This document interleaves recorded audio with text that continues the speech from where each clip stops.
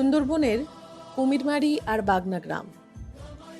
ধনেখালি থেকে প্রায় 3.5 ঘন্টা লঞ্চে করে পৌঁছতে হয়।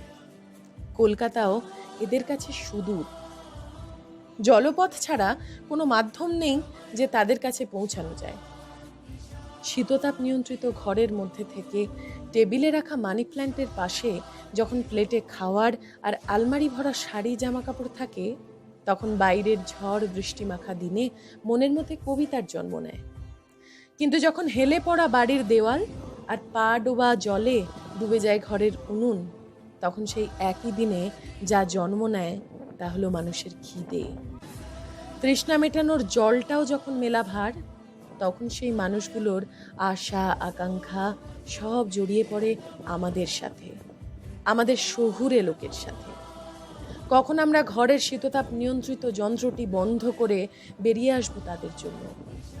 সেই সব মানুষগুলোর প্রচেষ্টাকে সাহায্যের হাত বাড়িয়ে দিতে এসেছি আমরা, প্রকৃতির সদস্যরা। তাদের অক্লান্ত পরিশ্রমের ডালি সাজিয়ে তারা শুধু চাইছে ম্যানগ্রোভের প্রাচীর তুলে দিতে, যা তাদের বাঁচাবে আগামীর আমফান বা আয়লার থেকে, বা তার থেকেও বড় কোনো ঝড়ের থেকে, যে তাণ্ডব চালাবে সুন্দরবনে। তাকে শুধুমাত্র একটু প্রাচীর দিয়ে আটকাতে চাইছে তারা। তাদের কাজ শুরু হয়ে গেছে, শুধু আপনাদের দায়িত্ব নেওয়াটা বাকি। দয়া করে এগিয়ে আসুন।